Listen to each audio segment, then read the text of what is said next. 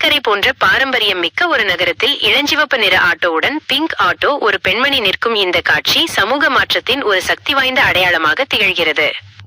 நீங்கள் குறிப்பிட்டது போல இது வெறும் போக்குவரத்து சாதனம் மட்டுமல்ல, அது பெண் சுதந்திரம், பாதுகாப்பு மற்றும் பொருளாதார தன்னிறைவு ஆகியவற்றின் சங்கமம்.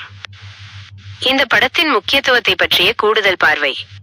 பண்பாடும் நவீனமும். கீழக்கரையின் கலாச்சார அடையாளமான அபாயா அணிந்த ஒரு பெண் நவீன தொழிலான ஆட்டோ ஓட்டுதலை கையில் எடுத்திருப்பது மாற்றம் என்பது பாரம்பரியத்தை சிதைக்காமல் நிகழ முடியும் என்பதை உலகுக்கு காட்டுகிறது. பாதுகாப்பான பயணம்.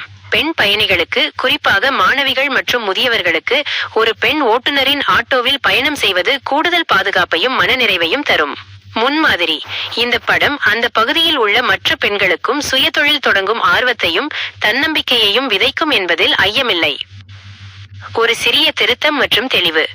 நீங்கள் குறிப்பிட்டது போல தமிழக அரசின் ரூ.1 லட்சம் மானிய திட்டம் ஆரம்பத்தில் சென்னை போன்ற பெருநகரங்களில் தொடங்கப்பட்டது.